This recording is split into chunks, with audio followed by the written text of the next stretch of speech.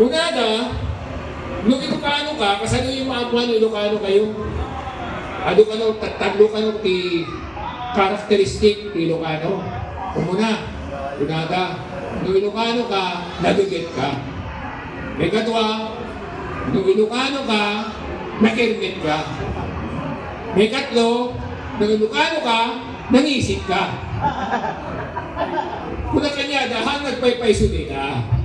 Amoyapay. May ka, DJ nagigit, anak ka mag-i-arguing kayo.